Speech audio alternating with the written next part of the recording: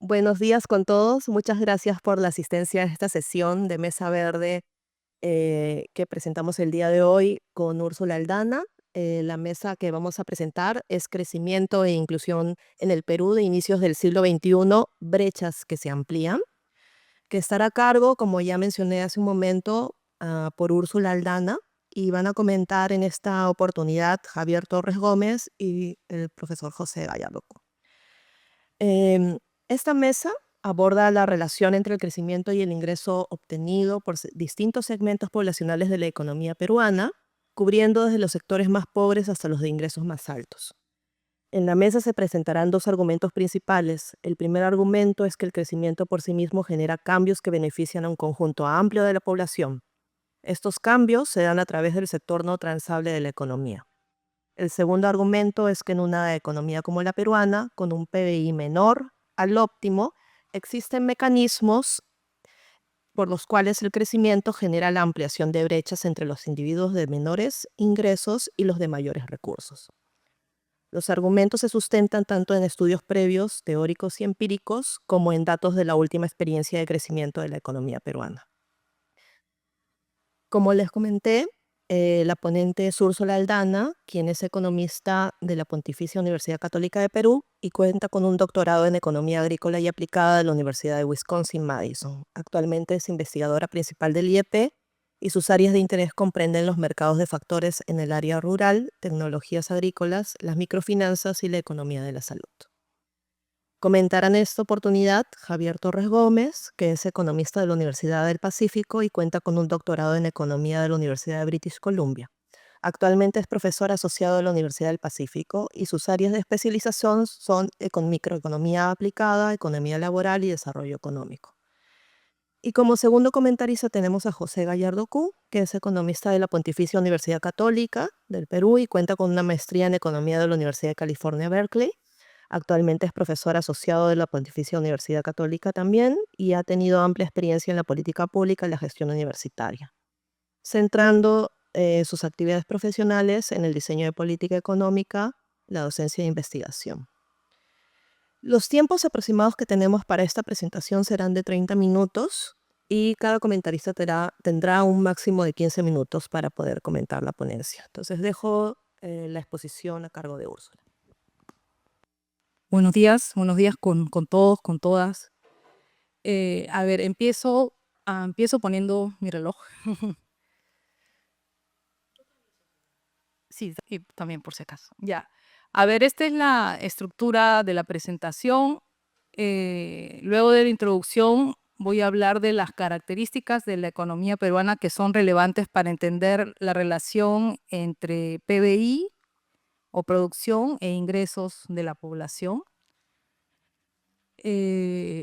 Luego voy a hablar de la relación entre PBI e ingresos de la población según datos internacionales y según también marcos teóricos desarrollados, bueno, el modelo de cambio estructural.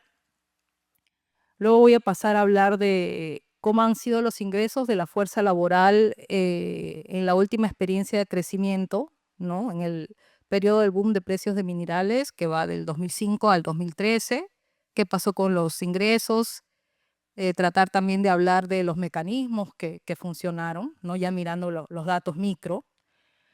Luego voy a pasar a hablar de los ingresos en el sector comercio, en donde vamos más allá de la fuerza laboral y miramos a los socios de las empresas más grandes, digamos, para tener una mirada más completa.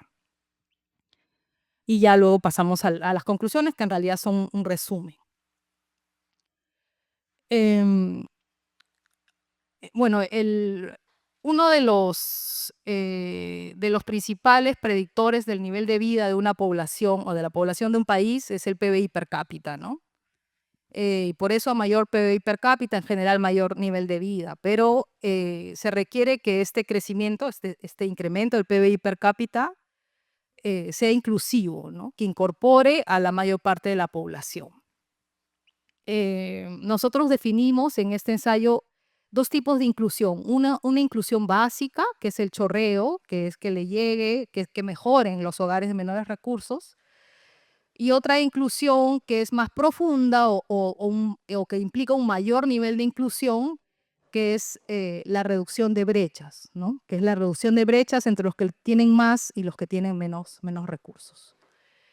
Y lo que vamos a concluir es que chorreo ha habido, pero reducción de brechas no, ¿no? Sino todo lo contrario. Entonces el crecimiento es inclusivo de por sí, porque en general sí genera chorreo, pero las brechas van a tender a aumentar por el estadio de desarrollo en que nos encontramos como país.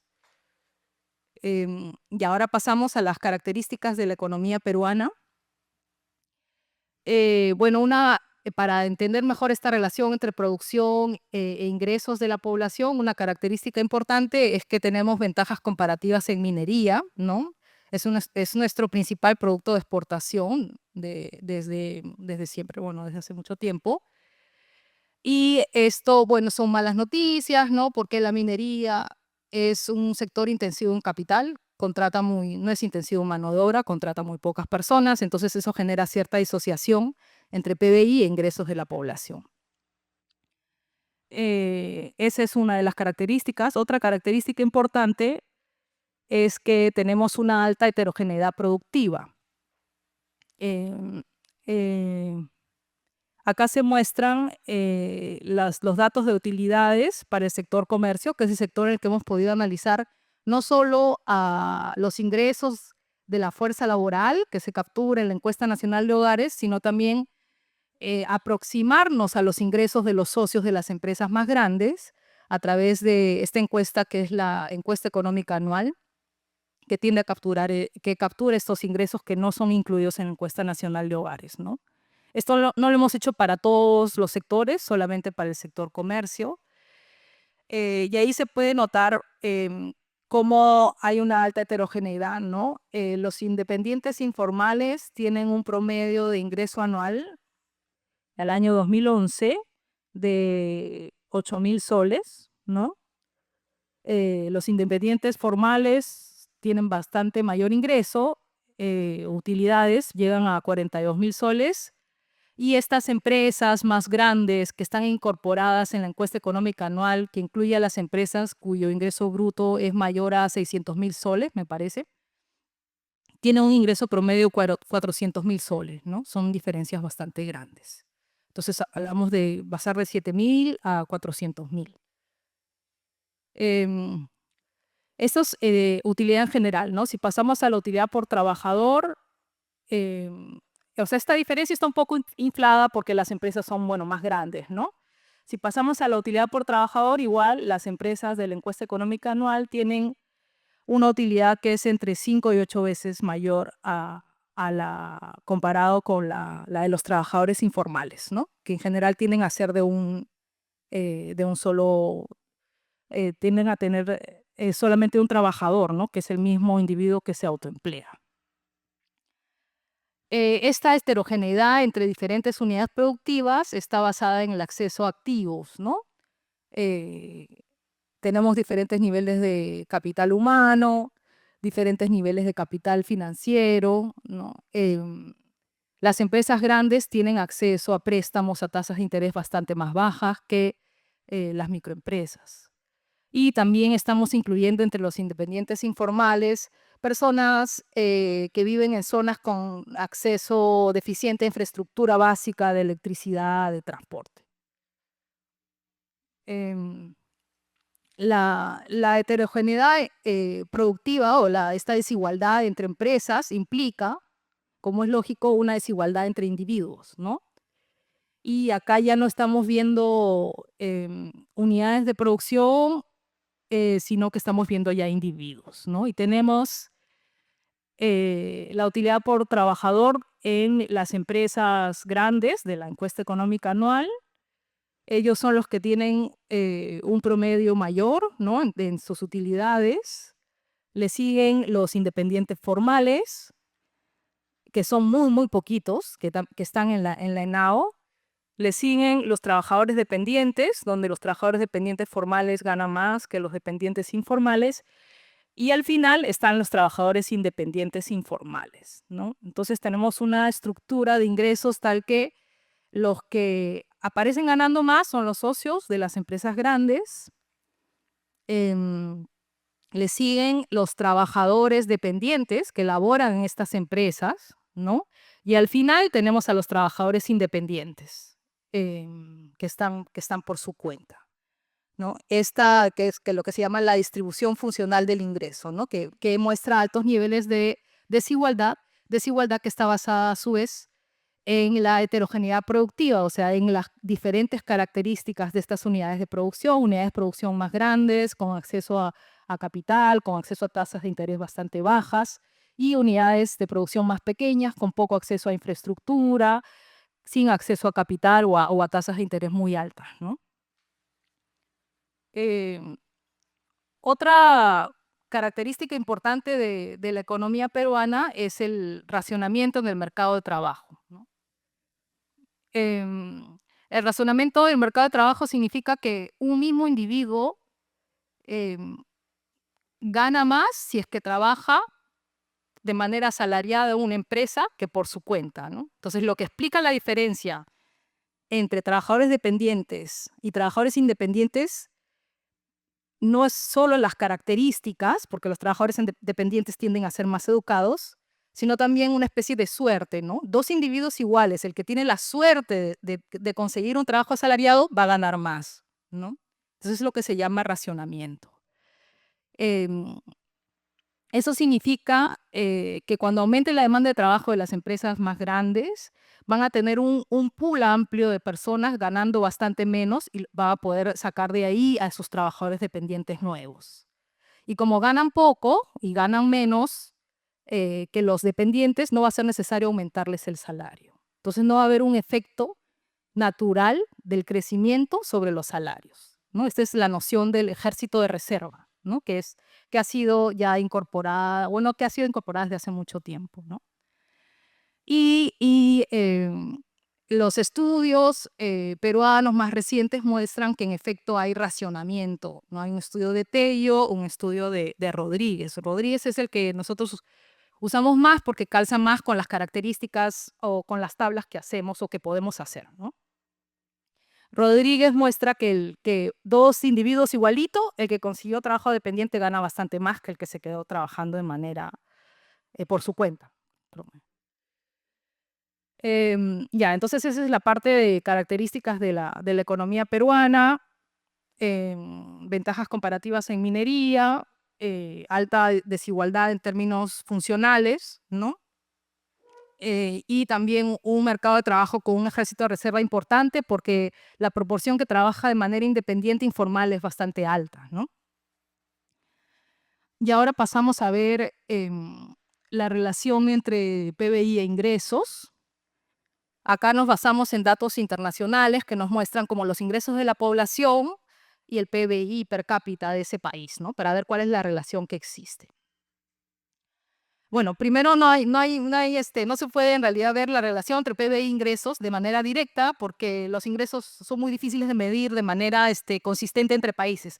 Pero lo que sí se muestra es que a medida que aumenta el PBI per cápita disminuye la informalidad, que es un proxy, ¿no?, de ingresos.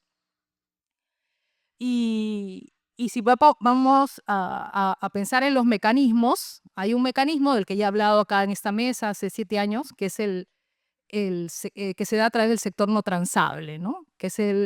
Son los bienes y servicios cuyo mercado relevante es el mercado nacional, ¿no? No se comercian en el mercado internacional. Entonces, al haber crecimiento, aumenta la demanda por esos bienes y servicios, ¿no? Y eso va a aumentar la demanda de mano de obra y eso va a tener efectos positivos. Entonces está el impacto vía sector no transable del crecimiento sobre los ingresos de la población. También se observa que cuanto más PBI per cápita, la proporción de trabajadores dependientes en el país es mayor, ¿no? Tenemos unidades, las que explican la producción son unidades más grandes, más productivas, capaces de financiar la contratación de trabajadores, ¿no?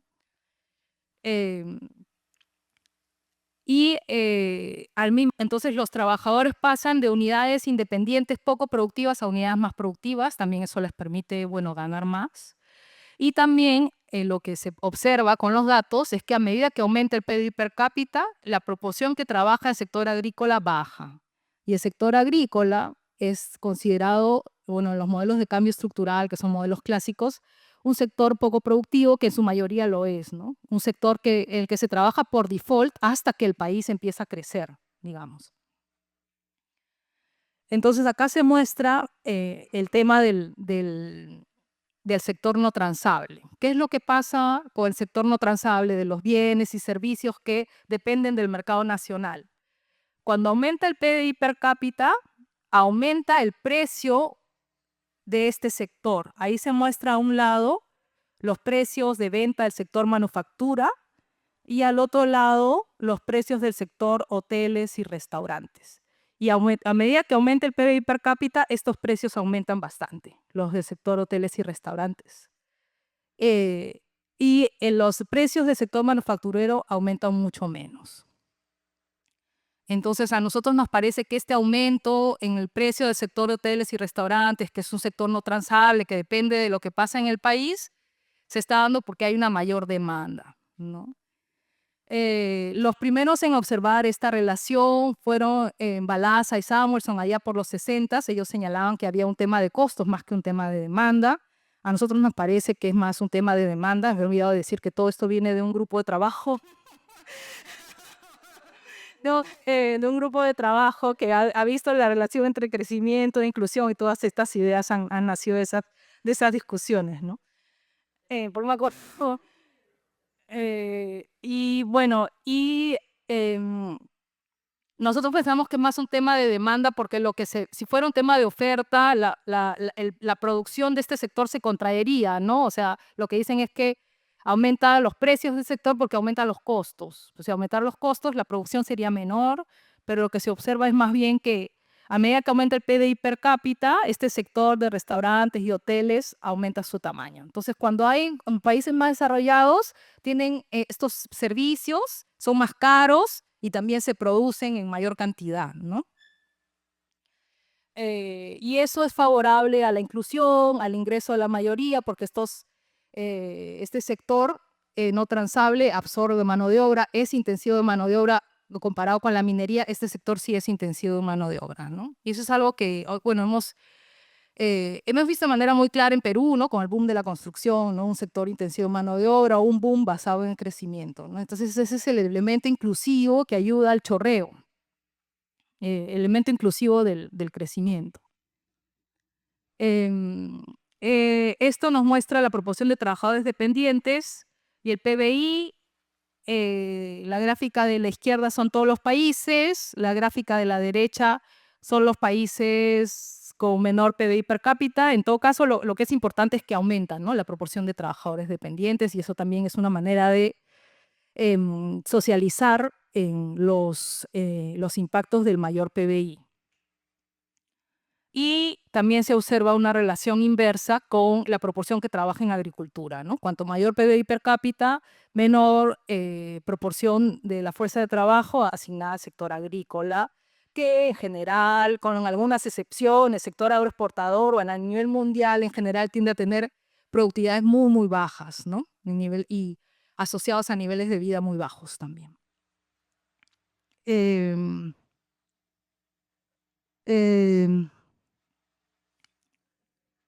A ver, esas, digamos, son las relaciones empíricas, ¿no? Las que les he mostrado: trabajo dependiente, sector agrícola, sector no transable.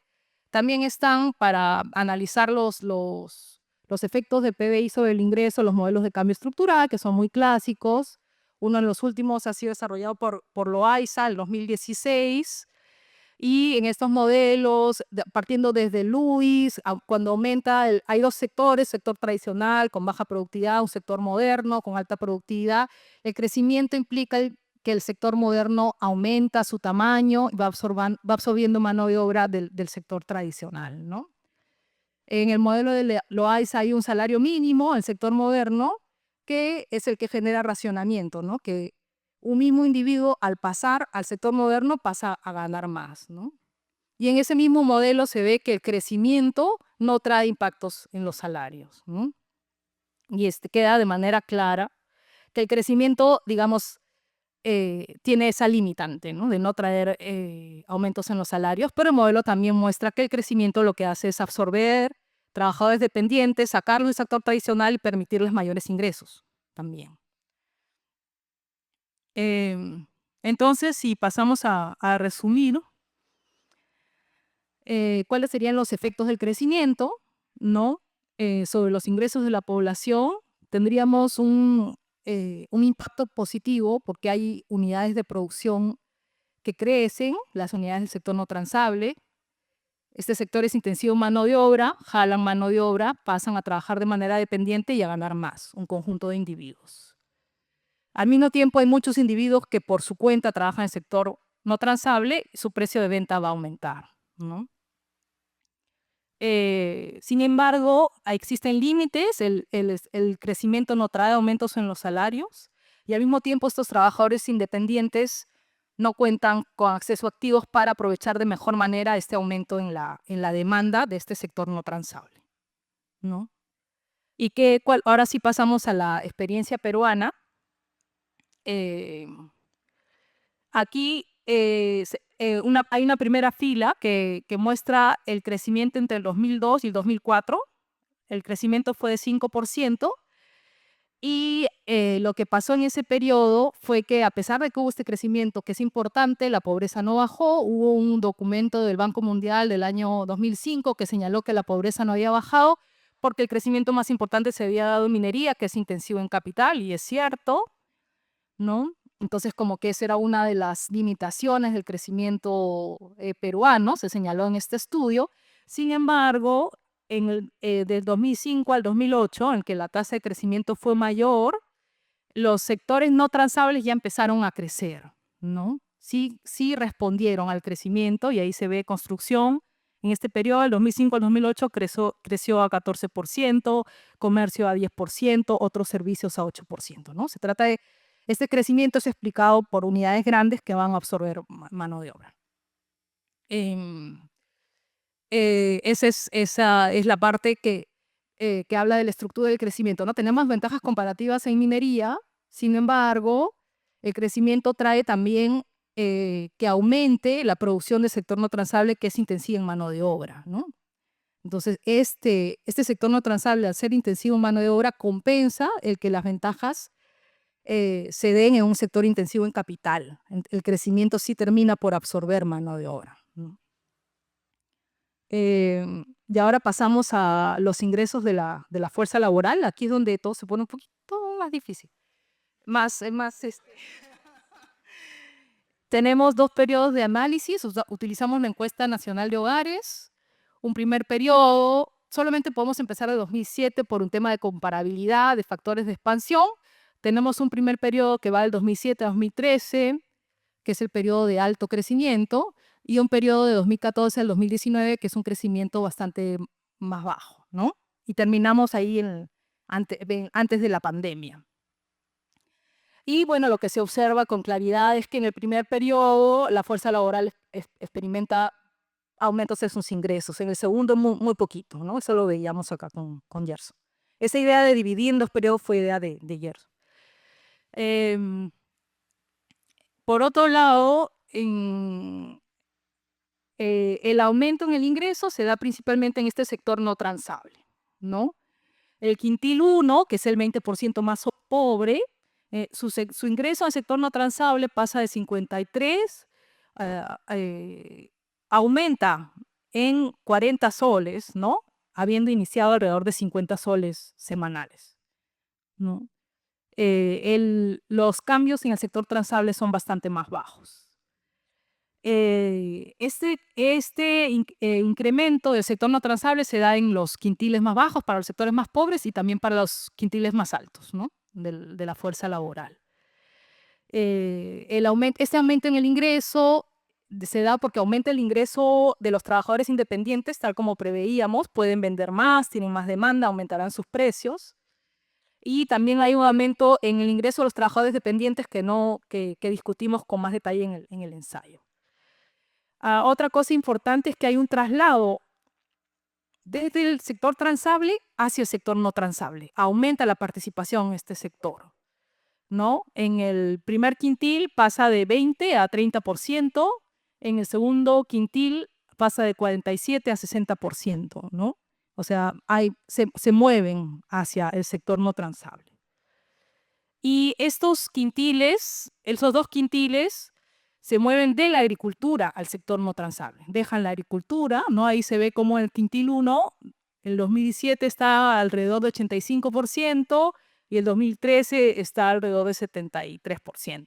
Entonces, se mueven de la agricultura al sector no transable y dentro del sector no transable aumenta tanto el trabajo dependiente como el independiente, ¿no?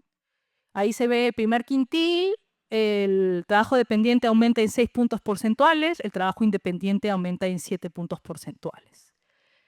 En los quintiles más altos solo aumenta el trabajo dependiente, el trabajo independiente cae. Entonces, en general el trabajo dependiente aumenta. La fuente para los quintiles más altos es el trabajo independiente y la fuente de la que sale esta mano de obra para los quintiles más bajos es la agricultura, ¿no? Se mueven hacia el trabajo dependiente, desde la agricultura y desde el trabajo independiente. Entonces, tal como preveíamos, el sector no transable, a través del trabajo dependiente, absorbe mano de obra en este periodo de crecimiento, ¿no? Y esto hace que sí haya chorreo en este periodo de 2007 al 2013. ¿Qué más? Ahora pasamos a analizar este sector comercio en que incorporamos a estos socios de las empresas más grandes para ver qué pasó con los ingresos de estos socios. Deducir los ingresos de estos socios es bastante complicado porque no hay número de socios, solamente hay número de trabajadores. Hemos tenido que asumir un umbral mínimo para poder tener una idea de cómo cambió el ingreso de los socios de las empresas de mayor tamaño. Y al mismo tiempo el análisis no puede ir de 2007 al 2013, que es este periodo que captamos en Lenao, sino solamente de 2011 al 2013, también por una cuestión de disponibilidad de datos, ¿no? Entonces el periodo de crecimiento alto va del 2005 al 2013. En Lenao analizamos 2007-2013 por comparabilidad. Y incorporando a esta encuesta de las empresas grandes, pasamos a analizar 2011-2013, ¿no? Se hace lo que se puede. Y ahí se observa qué es lo que pasa el año 2011 con los ingresos. En este caso muestra la mediana. Los trabajadores independientes, los trabajadores dependientes, los que ganan menos, ganan alrededor de 6.000 soles anuales, los que ganan más alrededor de 12.000. En el caso de los independientes, estamos hablando del sector comercio, ¿no? Los que ganan menos ganan alrededor de 2.000, los que ganan más ganan alrededor de 6.000, ¿no? Siempre sabemos que los dependientes ganan más que los independientes. Y la utilidad total de las empresas es 134.000, ¿no? Sabíamos que es mucho más alta, ¿no? Y la utilidad por socio estimada con un conjunto de supuestos nos sale de 50.000 soles. Y los incrementos que se dan en este periodo de crecimiento entre 2011 y 2013 son menores a 1.000 soles para los trabajadores independientes, alrededor de 1.500 soles para los trabajadores dependientes y de 20.000 soles para los socios de estas empresas, ¿no? Y ahí es donde vemos que las brechas se amplían y ahí nuestra explicación es que los trabajadores independientes no pueden acceder a los activos necesarios para responder a este aumento en la demanda que genera el crecimiento, ¿no? Eso limita su aprovechamiento del crecimiento. Al mismo tiempo, este ejército de reserva dado por estos trabajadores independientes pone límites a los incrementos en los salarios, ¿no? El crecimiento no genera por las fuerzas de mercado, no va a poder generar crecimientos en los salarios. Y al final, quienes pueden aprovechar mejor el crecimiento son los socios de estas empresas, ¿no? No tienen que aumentar sus salarios, sí pueden aprovechar, tienen los activos necesarios para aprovechar la mayor demanda que se da en el país debido al crecimiento, ¿no? Y ahora sí pasamos a las conclusiones. El sector no transable, al ser intensivo en mano de obra, compensa el que el país tenga ventajas comparativas en minería. El sector va a crecer, este sector es intensivo en mano de obra, crece como consecuencia también del impulso que da la minería. Entonces, por ese lado, si hay inclusión a partir del crecimiento. También en este periodo hubo chorreo, ¿no? Se movieron desde la agricultura hacia el sector no transable, que se volvió más rentables. Se aumentó la proporción de trabajadores dependientes en el sector no transable también. Al crecer este sector, absorbió mano de obra. Sin embargo, las brechas se ampliaron porque quien pudo aprovechar mejor este crecimiento, según nuestros estimados, fueron las grandes empresas y sus socios, ¿no? Y los factores que explican este desigual aprovechamiento son el concepto de ejército de reserva y también el límite en el acceso a activos productivos por parte de los trabajadores o las unidades más pequeñas de producción. Eso sería. Gracias.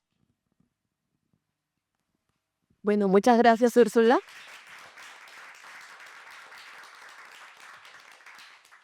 Muchas gracias, Úrsula. A continuación tenemos los comentarios de Javier Torres. Tienes un tiempo de máximo 15 minutos para poder comentar. Ok. Buenas tardes con todos. Muchas gracias por la invitación. Muchas gracias a Úrsula. Este es un trabajo que yo disfruté bastante leerlo. Ciertamente bastante completo y le agradezco a Úrsula y felicito a Úrsula y a todo el equipo por su elaboración. Entonces, eh, no únicamente es interesante leer el documento, sino que también es un tema muy importante para el corto y sobre todo el largo plazo. Siempre en economía, sobre todo la economía más académica, hacemos preguntas y preguntas y evaluaciones que son rigurosas, qué sé yo, pero a veces no hacemos las preguntas más importantes o más relevantes, es donde nos quedamos analizando cuál es el efecto, cómo hacer que la gente vaya más al gimnasio. Y lo hacemos rigurosamente, pero no necesariamente analizamos las preguntas más grandes. Esta es una pregunta grande, esta es una pregunta muy importante, es una pregunta que deberíamos estar pensando acá. Y el documento trata de identificar todos estos caminos por los cuales el crecimiento de un sector puede afectar el bienestar de la población, lo cual hace bastante bien. Y la última línea, bueno, analiza varias dimensiones, claro que sí. La última línea, creo que en las conclusiones o casi cerca, es la que me gustó o me llamó más la atención, pero se la resalto, que es en ausencia de políticas públicas, los beneficios del crecimiento, aunque reales, son muy limitados si es que el PIB per cápita es menor al óptimo, que es lo que argumenta claramente el documento. Entonces, son las conclusiones y es uno de los findings bien interesantes. Además que claramente, como dice Úrsula, sí identifican que hay chorreo, incluso se podría argumentar que hay una inclusión mediana, así no se llaman, pero ok, pero no hay una inclusión absoluta en la tercera categoría, así tampoco la llama el documento, estoy inventando palabras. Pero eran tres categorías, la primera y la segunda sí se podía argumentar que se daba, la tercera no, que es lo que ha dicho Oxer. Tengo un par de comentarios generales, que no sé si es que pueden darse, que están en el otro slide, y luego comentarios más pequeños, pero estos son los más generales, los más grandes. El enfoque aún es en productividad, es claramente en productividad, es cómo hacemos que para que esta productividad del sector en que tenemos desventaja comparativa beneficie a los demás. Y el lado más, vamos a decir, progresista mío siempre se pregunta, bueno, el aumento de productividad de un sector puede beneficiar al resto de la población, aun si no hay un aumento de productividad en el resto del sector, siempre y cuando pensemos en un momento en algún tipo de transferencias.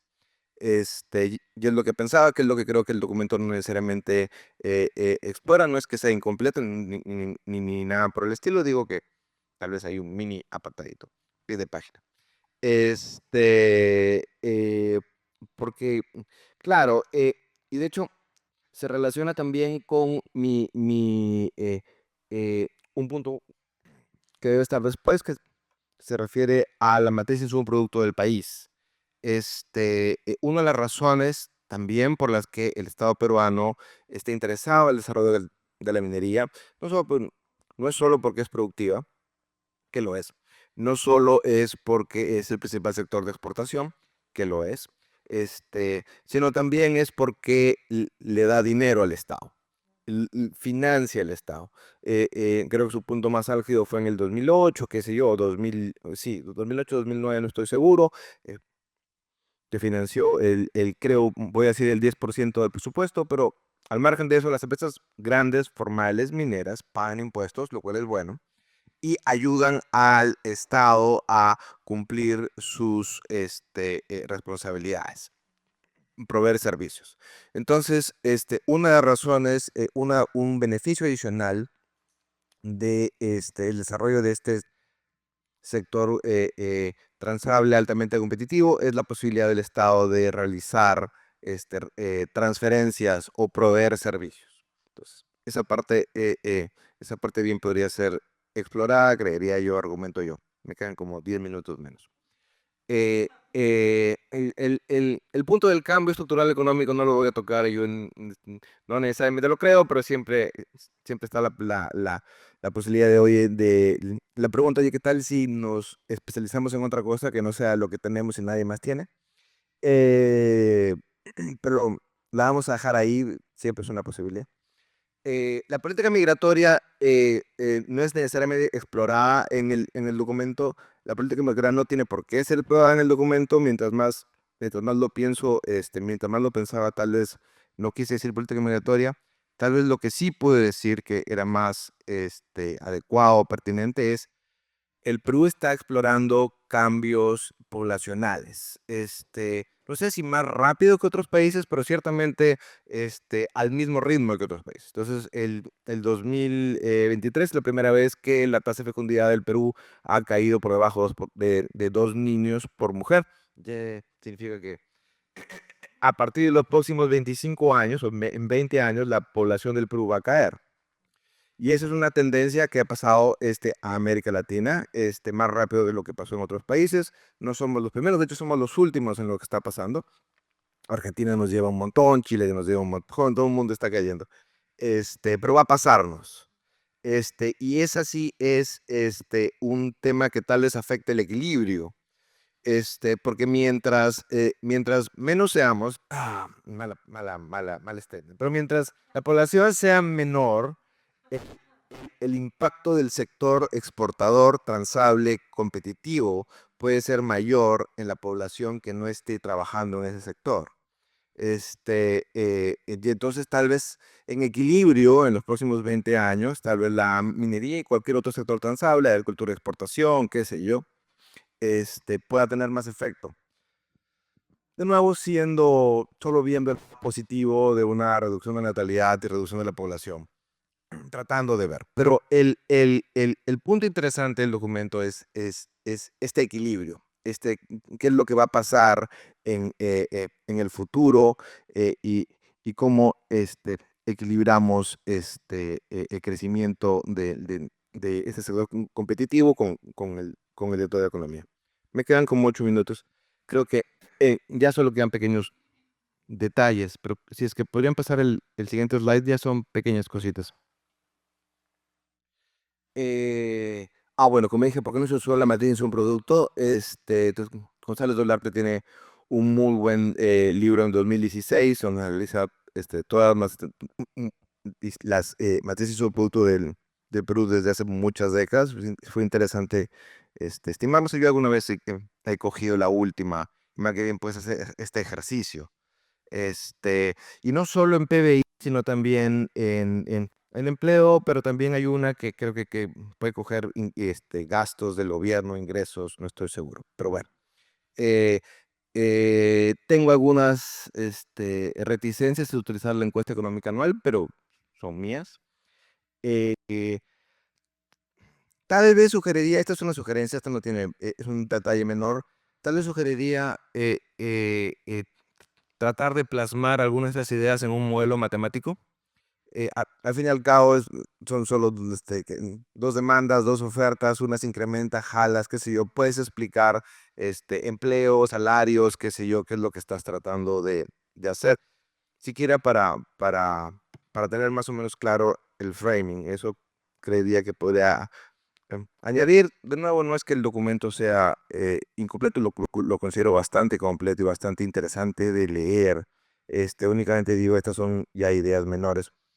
Eh, sí, el tercer punto es únicamente mío y demuestra mi ignorancia. En 2 o 3 párrafos o más, lo máximo, se habló de que los factores de ponderación no eran comparables antes del 2017. Y no entendí esa frase, pues, esa frase súper menor, delimitándonos a estos años debido a que los factores de expansión son estrictamente comparables recientes de 2007. Este, no entendía que se refieren al final siempre puedes extrapolar es, a la población total. No sé si algo estoy perdiendo. Pero esos son mis comentarios generales. Me pareció un muy buen documento y felicidades a Úrsula y del equipo de nuevo. Muchas gracias.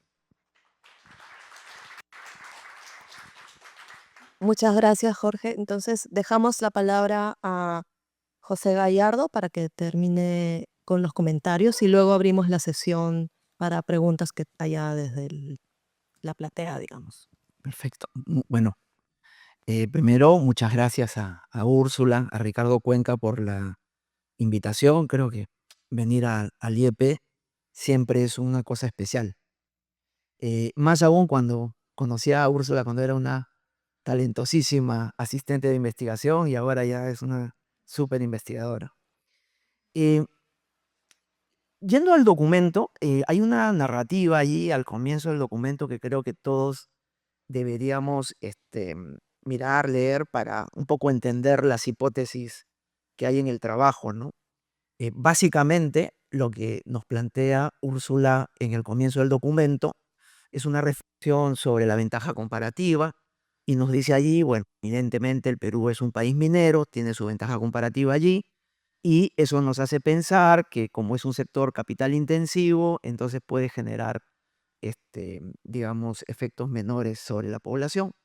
Pero luego integra eso a toda la economía y dice, lo que nos trae la expansión del sector minero es también una expansión del sector no transable, que es intensivo en mano de obra y es por allí donde se dan los efectos, ¿no? Y en ese marco de cosas hace dos hipótesis.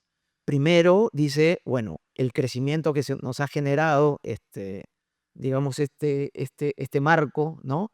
Es bastante importante y la economía peruana ha tenido transformaciones notables, ¿no? Creo que está más claro en el documento que en la presentación. Y la segunda hipótesis es, como decía Javier, eh, que si esa tasa de crecimiento no es suficiente, ¿no? Lo que ve es que estas brechas que hay en la economía peruana van a requerir de otras ideas para poder cerrarse, ¿no? Si fuera mayor, evidentemente, alcanza con esto de lo que se le llama el chorreo y en verdad se lo han puesto en el periodo 2007-2013. Después me gustaría hacer unos comentarios ahí. Entonces, eso es un poco, ¿no? El marco y a partir de eso hacen un trabajo metodológico detallado, comienzan a mirar efectivamente cómo se ha dado esto. Y la riqueza, digamos, del estudio pasa por ir seccionando las cosas en ese análisis, ¿no? Entonces, lo que yo voy a hacer más bien es hacer un comentario a este marco conceptual para de repente dar ideas de cómo darles más vueltas, ¿no?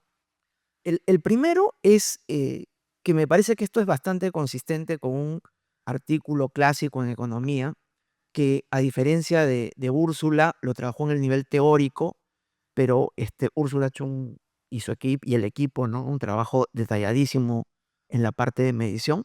Es un artículo de Max Corden y Peter Neary, ¿no? Es en 1982.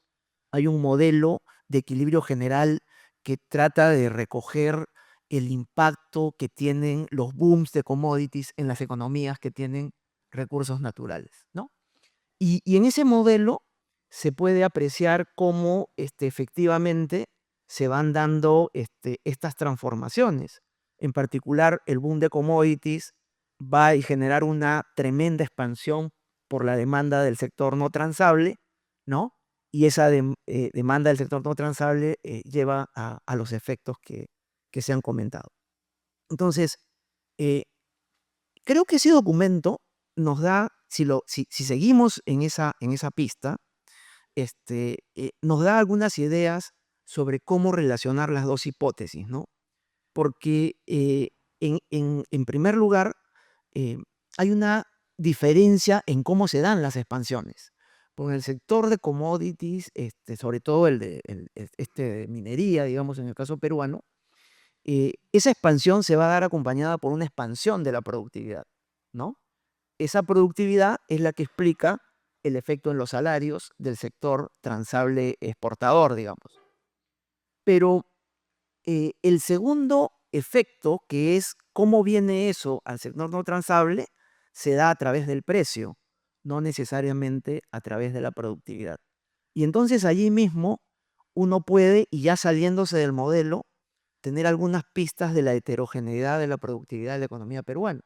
Porque en el sector servicios la productividad no se gana como en el sector exportador, el que ve al comercio mundial, ¿no? Y por varias razones, ¿no? Una primera y una hipótesis de Humol hace cantidad de décadas, donde decía que en ciertos sectores donde hay necesidad de trabajo, como pensemos la salud, la educación, ganar productividad es difícil, ¿no? Porque, digamos, para ser más ¿cómo puede ser más productivo un profesor, ¿no? Universitario, ¿no? Tendría que hacer aumentar la clase, el doctor tendría que reducir la duración de la cita, o habla también de las artes, ¿no? La sinfónica tendría que tocar más rápido para tener dos presentaciones y no una. Entonces, en esos sectores se gana productividad poco, pero además porque en el Perú hay una gran economía informal, que eso creo que es lo más relevante para la economía peruana, ¿no? Entonces, allí podemos vincular las dos hipótesis, ¿no? Efectivamente es un crecimiento que genera preguntas, ¿no? La segunda, solo lo voy a comentar, no voy a entrar allí, pero sé que hay economistas interesados en discutir esto, y es que eh, en esta expansión, ¿no?, de los commodities se produce eso que llaman la desindustrialización, ¿no? El primer impacto se da evidentemente en el sector exportador, la presión a que el salario suba, pero luego la expansión del sector no transable, no por productividad tanto, pero sí por precios, también va a llevar a salarios que son presionados hacia arriba. En suma, quienes no participan de esto es el sector del que no se habla, ¿no? Que sería el sector transable, pero que compite, ¿no? Y ni hablar que en economías como la peruana, estos eventos de commodities son acompañados por una entrada de capitales tremenda que hacen que la moneda se aprecie y entonces importar es baratísimo, pero ¿no? Y entonces eso le compite a lo que tenemos acá. Entonces se generan una serie de temas allí que también me parece que son relevantes en la discusión del desarrollo, pero como les decía, no quisiera entrar ahí, ¿no?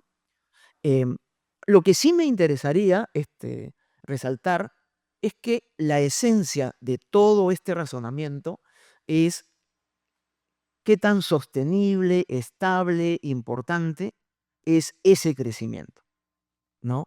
Porque se le toma como exógeno. Se discute en el Perú como si crecemos, nos desarrollamos, y si no, ¿no? Y va por ahí, como una tautología. Pero la tasa de crecimiento no sé si es tan estable en general. Entonces voy a hacer unos comentarios. Eh, hay una crítica de la historia económica, que es esa tasa de crecimiento no es estable porque en general los precios de los commodities son más volátiles que los precios de los servicios o de las manufacturas, ¿no? Pues ese es el viejo argumento. Pero en el caso peruano hay otras razones, ¿no? ¿Cuál es la naturaleza del crecimiento de la economía peruana? Crecemos, como decía Moses Abramovich, eh, porque hacemos un catching up, porque nos rezagamos, o porque somos una economía que innova, institucionalmente fuerte, que va adelante, ¿no? Lo que él le llamaba el forging ahead. Básicamente en el Perú se crece porque hacemos el catching up, ¿no? Es decir, nuestra productividad por una serie de eventos se rezaga, luego desactivamos lo que la detiene y salimos disparados. Y entonces en esos momentos sentimos como que nadie nos para, pero esos crecimientos se desaceleran. O sea, hay un propio ciclo de la tasa de crecimiento. Y cuando termina, no sabemos por qué termina, ¿no? Porque cuando hablamos de crecimiento creemos que somos súper innovadores, pero en realidad lo que nos impulsa es nuestro propio rezago. Y en esa línea, cuando los procesos se terminan, como ya no sabemos cómo llamar a esto, le llamamos cosas como la trampa del ingreso medio, o le echamos la culpa a alguien, ¿no? De repente un caviar ahí complotó contra la tasa del crecimiento y, ¿no? Digo, más allá es algo que se ve, ¿no? Porque gente no entiende qué está pasando. Entonces, esa tasa de crecimiento por ahí no es tan estable. Segundo, es una tasa de crecimiento muy dependiente de la calidad de las políticas públicas, y eso me hace recordar una vieja conversación aquí mismo con Julio Kotler, ¿no? Sobre el optimismo que a veces hay en la política económica, pero que esa política económica en verdad siempre está neutralizada por el sistema político y su funcionamiento. Basta, y nos bastó, digamos, que un excelente periodo de gobiernos democráticos, no de políticas razonables, cambiáramos el énfasis de las cosas y dejáramos de pensar en solucionarle el problema a la gente y decidiéramos resolver el problema a unas cuantas empresas, como ocurrió en el 2016, para que inmediatamente asomen esquemas rentistas, porque todo el secreto de esta expansión no transable es que hay un enlace fiscal fuerte y hay recursos públicos y que la población, si ve que no le satisfacen, ¿no?, sus necesidades, seguramente va a atacar. ¿Cómo interpretamos el proceso político que estamos viviendo? ¿No? Básicamente hay un asalto, ¿no?, a los fondos públicos y todas las buenas prácticas de política económica tienen que ser desactivadas para que ese dinero se distribuya hacia las economías regionales, etcétera, ¿no? Entonces, allí hay otro elemento. Un lindo artículo de Michael Salinger del año 90 habla de este ataque al rentismo, ¿no? Y lo hace, curiosamente, en la economía norteamericana y para el sector empresarial. O sea, ni siquiera tiene que meter política, ¿no? Y habla sobre el ciclo que hay en la concentración de las industrias, ¿no? En la ganancia de concentración hay eficiencia, ¿no? Pero en los altos niveles de concentración hay precios altos porque hay ineficiencia. ¿Y eso es por qué? Porque hay un ataque a la renta. Primero lo hacen los managers secretamente, le van pidiendo aumentos al dueño, y luego lo hace el sindicato. Entonces, ¿no? Eso pasa también en el nivel agregado. La tasa de crecimiento también cambia porque hay que caracterizar esos ciclos, ¿no? Se habla de 2007, 2013, 2013, 2019. En medio de cada uno hubo una crisis. La del 2007-2013 es la crisis financiera del año 2008, tremenda crisis. Y la del 2013 básicamente es la crisis de Grecia, España, etcétera, la crisis de los europeos, ¿no? Pero son crisis que generan respuestas de política pública muy distintas. Porque los policy makers ven una crisis financiera como el 2008 y van a saltar como impulsados por un resorte y van a meter toda la liquidez y todo el gasto público que se puede. Y eso lo arreglan en un minuto y ahí la tasa de crecimiento se sostiene, salvo el año donde ocurre, ¿no? Pero en el 2013, 14, 15, lo que se vio es que los gobiernos europeos, nacionales y locales, se habían endeudado irresponsablemente. Grecia, los gobiernos de España, ¿no? Y entonces los policy makers quieren castigar eso y no van a reaccionar, ¿no es cierto? Entonces vamos a tener periodos de crecimiento bajo. Y el Perú no puede exonerarse de cómo crecen los socios comerciales, ¿no? O lo que pasó en la China, la propia, ¿no? Entonces, esa tasa de crecimiento es inestable y yo diría, haciendo una reflexión de historia económica de 250 años, en el largo plazo es baja. Entonces, no solamente es inestable, sino es baja en promedio en el largo plazo. Y porque no se atacan, creo, problemas esenciales, como por ejemplo la heterogeneidad de productividad. Bueno, ya estoy con el tiempo y ahí nomás lo dejo, seguiremos conversando con Ula. Quiero hacer como resumen, creo que resaltar la calidad del trabajo. Me parece que este es el tipo de cosas que hay que hacer, entrar en el detalle, magnífico.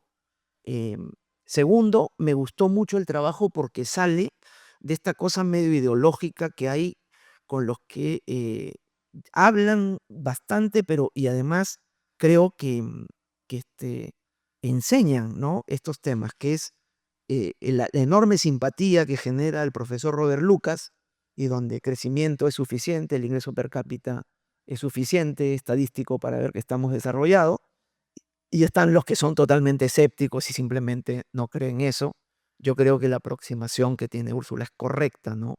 Es decir, entiende que no puede haber desarrollo si no hay un progreso material, pero entiende obviamente que desarrollo y crecimiento no es lo mismo, ¿no? Y eso nos lleva a cosas como Lamprichet, está volviéndose popular en el Perú, es un, ¿no? Y no se desarrolla el que no crece, ¿no? Y no crece el que no se desarrolla. Es una tautología medio inútil, ¿no? El tema es por qué la tasa de crecimiento no es lo que creemos que es. Y por qué en el largo plazo no nos desarrollamos. La pregunta sigue siendo vigente, ¿no? Este, y entonces creo que esto ayuda bastante. Y lo último que me gustó también del trabajo es que hay un aire a reconocer también los avances, ¿no?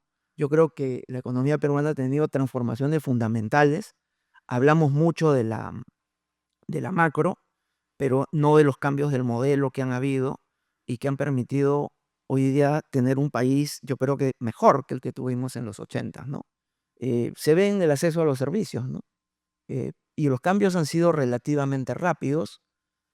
2005, electrificación rural, 3 de cada 10, hoy día casi todos, ¿no? Entonces, telefonía, 450 distritos, hoy día, salvo la selva más recóndita, casi todos con el servicio, ni hablar infraestructura vial, etcétera, cosas que he podido apreciar. Muchos hogares hoy día considerados de, digamos, clase media popular, a los hijos en las mejores universidades del Perú, la clase media se da el lujo de enviarlos afuera, ¿no? Ya la clase media no estudia en Perú prácticamente. Entonces, hay avances notables, pero como reflexiona en el artículo, pues estamos muy lejos del estándar que queremos, ¿no? Pandemia, regreso de la pobreza. Si no hubiese sido por Francisco, aquí todos estaríamos muertos. No, fue terrible esa primera etapa. Regreso de problemas alimentarios, ¿no? Del sistema político. Desarrollo significa que somos mejores. Hemos crecido, pero no está claro que seamos mejores. Parece claro. Todas estas son evidencias. Y creo que hay alguna parte de la discusión que no quiere reconocer eso, ¿no? Sí, bueno, muchísimas gracias por la invitación. Muchas gracias por los comentarios y ahora abrimos una primera ronda de preguntas o comentarios de la platea para la exposición de Úrsula. No sé si es que hay alguna. Ahí. Pues, buenas tardes ante todo. Y bueno, en sí el tema de la economía, el tema también, las producciones que estamos teniendo ahora ha evolucionado bastante porque antes, por ejemplo, en el tema económico, exportativo, eh, estaba un poco, era, bueno, el tema 70s, 80s era un tema, ¿no? Pero ahora el tema económico y a nivel de exportación está un poco en alza, ¿no? O sea, hay bastante productos nuevos que se está exportando. Es cierto que la economía en sí ha evolucionado a lo largo de los años, o sea, 70s, 80s. Bueno, mayormente yo viví la época del 80, ¿no? Y lo preocupante fue el tema pandémico, que todo vino abajo. Mi pregunta es si es que con todo lo que hemos vivido en este tiempo, tanto 80s y en la época de pandemia, puede haber una evolución de económico ya a largo plazo, ya en los próximos años venideros, si se puede ver. Yo solamente quiero hacer un comentario para contextualizar esta mesa, ¿ya? Este es parte de una reflexión, de un ciclo al cual nos hemos dedicado en los últimos 2 años sobre la reflexión de un nuevo Perú problema.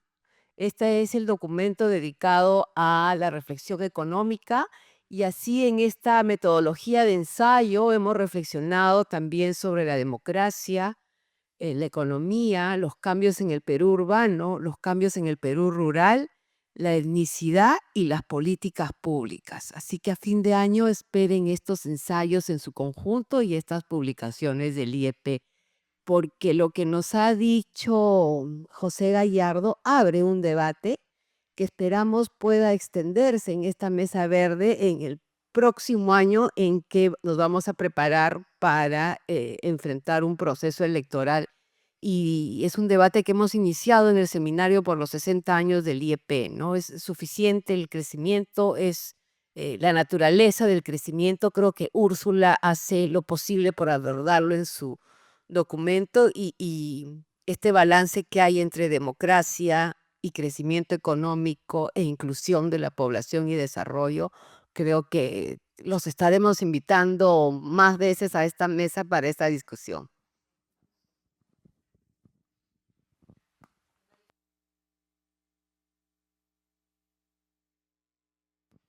Sí, gracias. Qué buena tu exposición, Úrsula, y los comentarios también.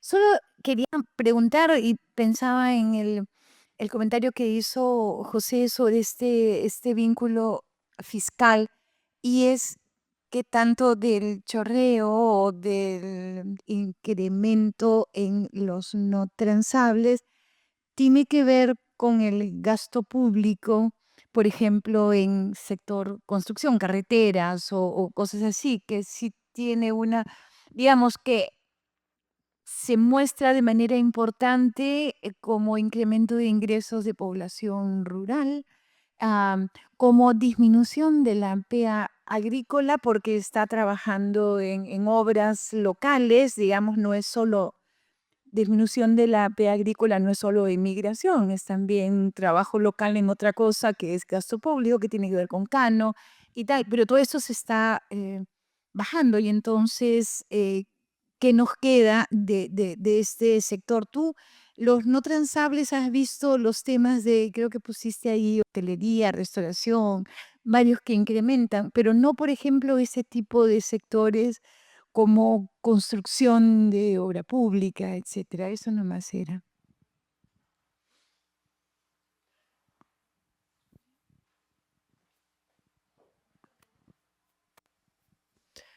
Bueno, entonces, Úrsula, tienes unos 10 minutos para responder. Bueno, no creo que llene los 10 minutos. Bueno, se han dicho muchas cosas. A ver, tanto Javier como Pepe han hablado bueno, Javier habló de la importancia de modelar esto, ¿no?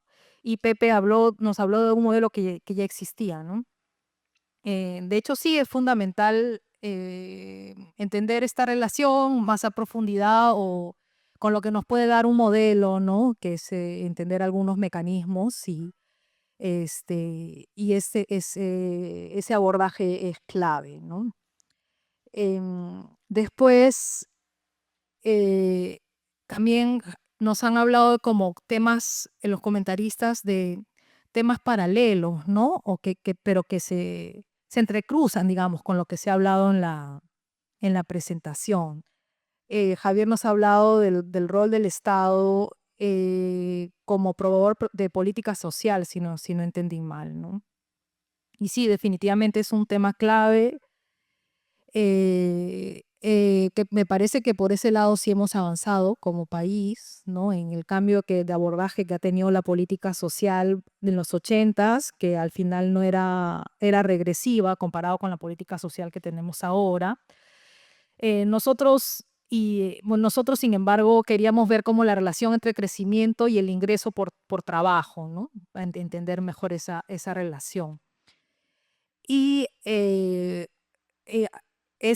hablando de esos temas adicionales, Pepe ha hablado de la desindustrialización y de la sostenibilidad del crecimiento, ¿no? Bueno, en el grupo sostuvimos varias discusiones al respecto. Al final optamos por tomar el crecimiento como dado para este ensayo, ¿no? Y ver su relación con la inclusión, porque también nos parece relevante.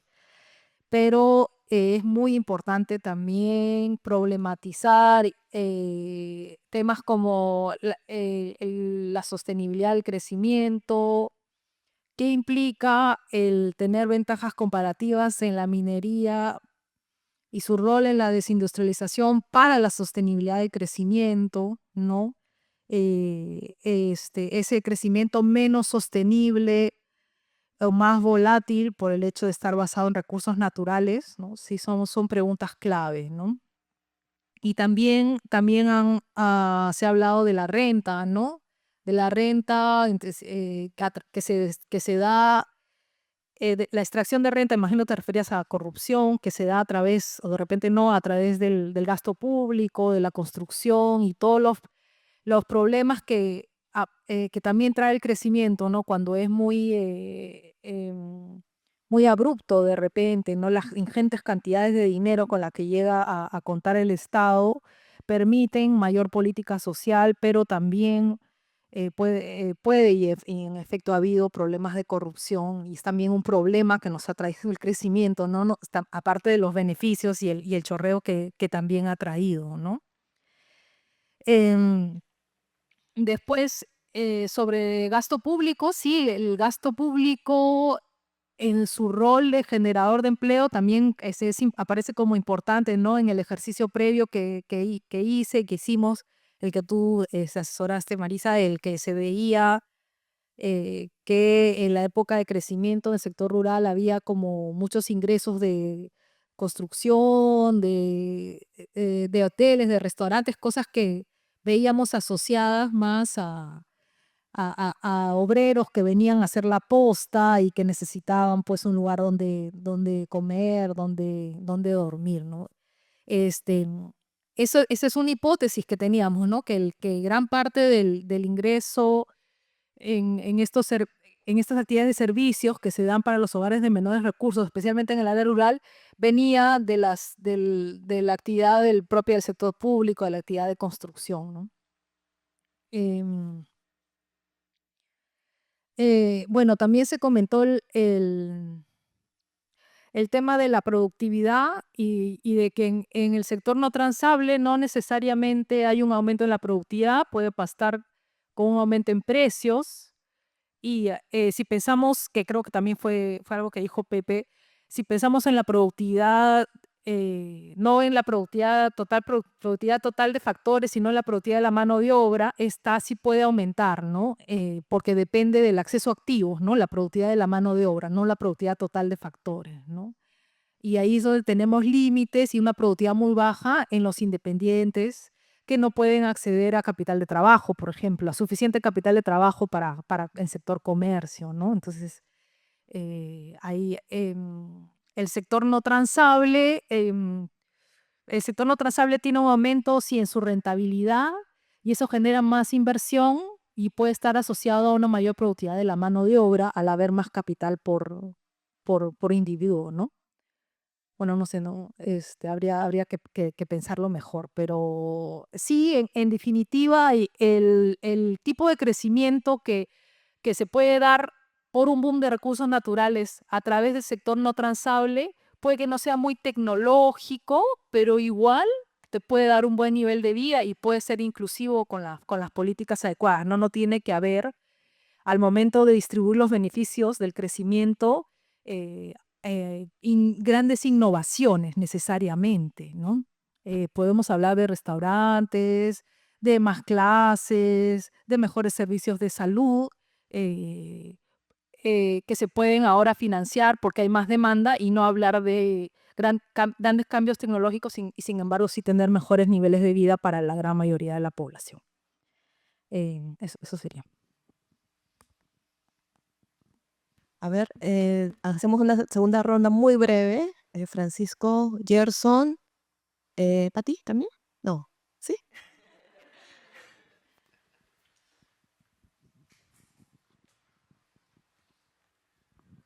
Bien, muchísimas gracias. En primer lugar, felicitaciones. Yo creo que este tipo de estudios, que además metodológicamente que sé que son bien complejos, tratando de armar un rompecabezas con diferentes fuentes, tratando de reinterpretar, interpolar y ver, son fundamentales para entender.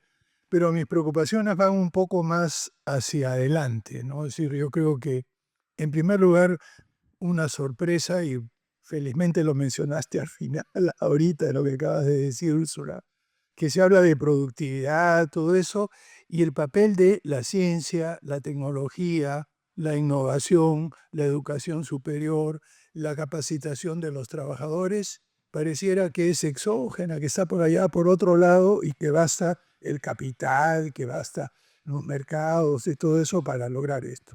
Yo no conozco ningún país que haya dado un salto significativo, y he revisado la historia y la literatura, que no haya invertido fuertemente en mejorar su nivel de educación superior y técnica, y que el Estado en primera instancia no haya invertido fuerte en investigación, desarrollo, y luego viene después el sector privado.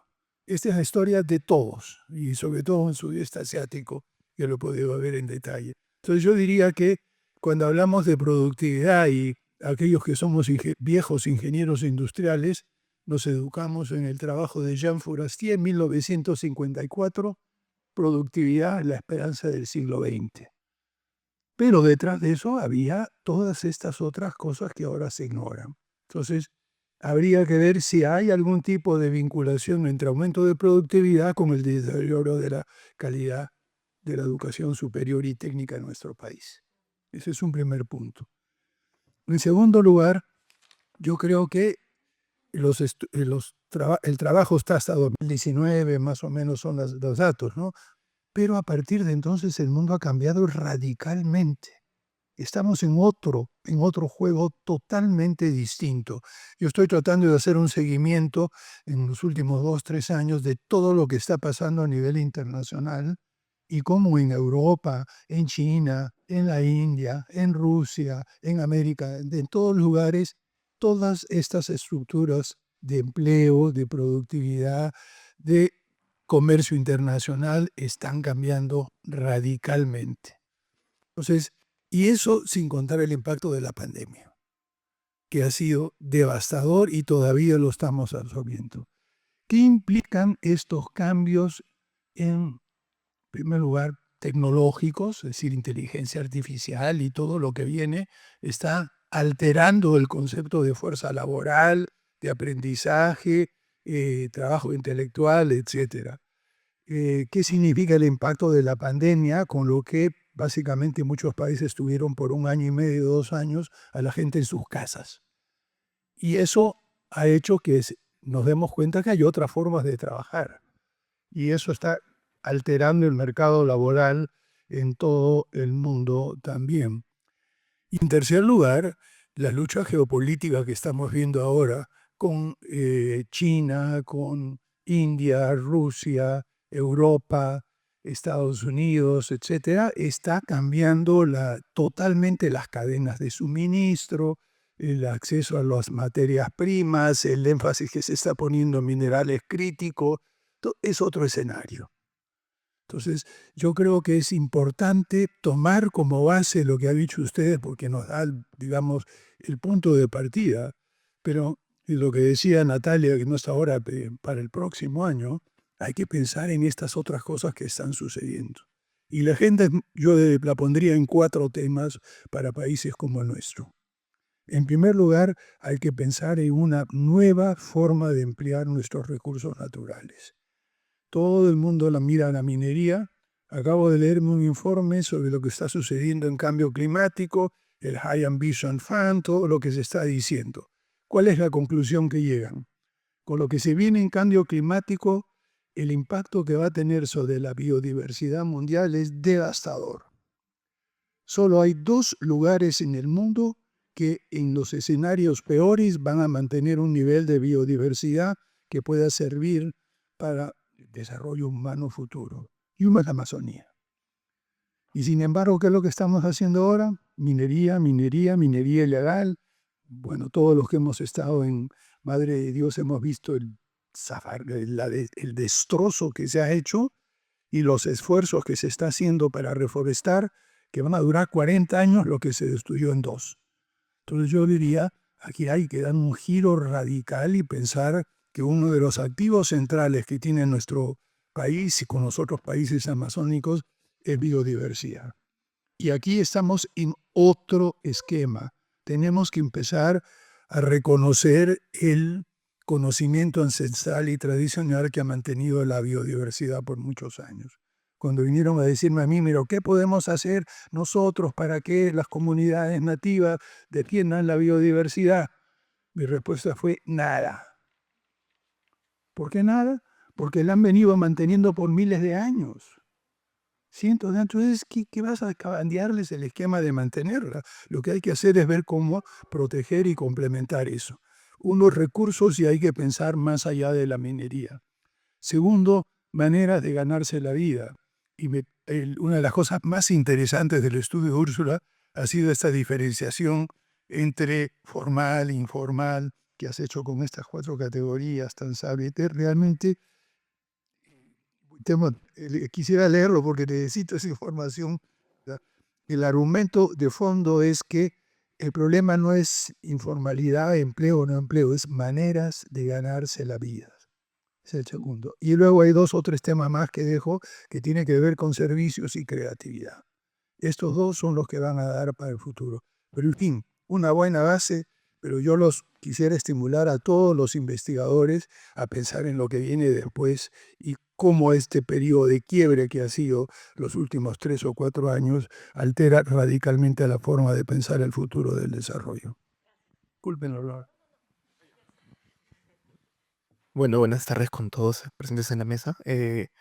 Mi pregunta, bueno, antes que nada felicitar nuevamente a Úrsula porque ha liderado, creo, para bien todas las discusiones que hemos tenido durante los últimos 6 meses, y un poquito más me parece, en todo el equipo de economía, tratando un poco de resolver estas preguntas. Y básicamente fue para contestar al profesor Javier que preguntó acerca un poco de esto que no entendía sobre la temporalidad y la disponibilidad de los datos que estábamos presentando, el análisis que iba, al menos en la encuesta Warque, de 2007 hasta el 2019, y por qué no tomamos un poco de 2004, que es justamente los años que no tenemos. Y es porque de pronto fuimos muy minuciosos con el detalle de los ingresos que queríamos recoger desde el ENAU y estos módulos de empleo informal para el empleo independiente y de pronto el sector agrícola, ¿no? El manejo de activos agrícolas y toda esta cuestión, sufrió muchos cambios entre 2004 a 2007. Por eso es como que decidimos dejarlo de lado.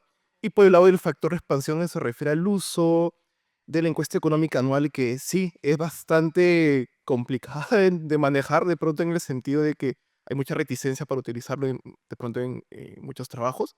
Pero efectivamente de 2011 hacia adelante es donde tenemos factores de expansión disponibles en la encuesta y antes de esto no existen factores de expansión. Y por eso el análisis tuvo que un poco ceñirse dentro de la limitación de 2011 a 2013 y no completar el periodo un poco de 2007, que es que hacíamos el símil con ENAO, ¿no?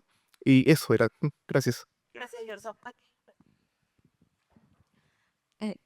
Gracias a Úrsula y a los comentaristas. Realmente me ha dado mucho gusto volver a escuchar una mesa de economistas acá en el IEP, valorando nuestro espíritu interdisciplinario. Es más, les estoy chismeando a mis amigos economistas de fuera que vean el video, ¿no?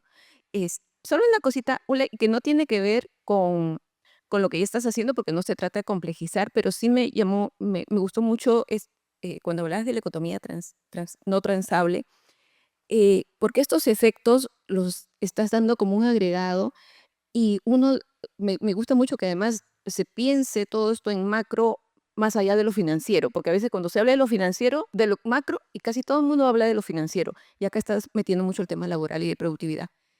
Ahí un estudio de género creo que ayudaría mucho a poner el acento también en cómo las mujeres se incorporan en el mercado laboral, justamente en servicios, en lo menos productivo que hay, porque además tienen que atender en muchos casos el cuidado, ¿no? Entonces, no es un tema para ti, obviamente, pero creo que abre pistas a futuros estudios de economía que puedan hablar de esta segregación laboral porque las condiciones en educación son iguales, en algunos casos incluso las mujeres han superado a los hombres en términos educativos, eso ya pasó de que la mujer tiene menos educación, ya no es así, es cierto, pero sí el tema laboral sigue siendo un hándicap para ellas el hecho de la economía de cuidado. Nada más y felicitaciones y muchas gracias a los comentaristas porque de verdad que lo he disfrutado mucho.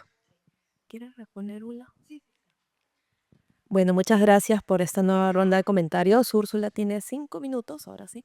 Ya, a ver, bueno, respondiendo a Patti, sí, de acuerdo.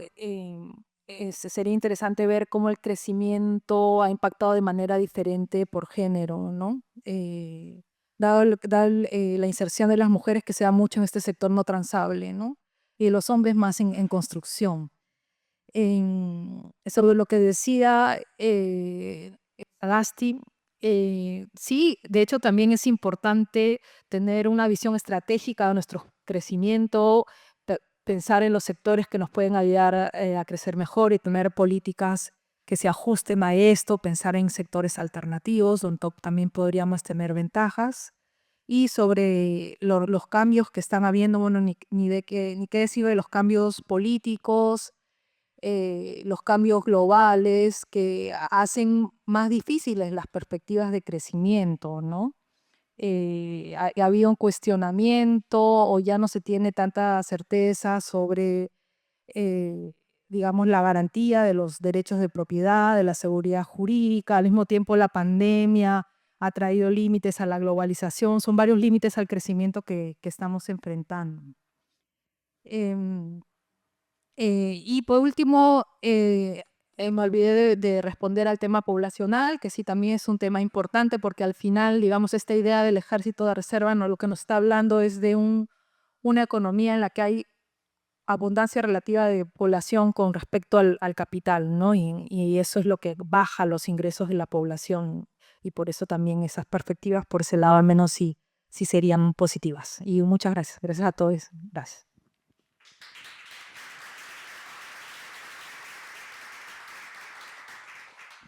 Bueno, muchas gracias a todos por su asistencia. Agradecemos a Úrsula y Aldana por la tan excelente exposición y también a los comentaristas que nos han acompañado hoy, Javier y José, por haber apoyado, digamos, la presentación, aceptado la invitación y estar presentes aquí para la misma, ¿no? Les queremos recordar que tenemos una programación anual todavía por los 60 años de las celebraciones del IEP y la próxima presentación va a ser el día jueves 12 de septiembre a las 6 de la tarde con la mesa La crisis del medio ambiente y el Perú, justamente lo que mencionaba Francisco, ¿no?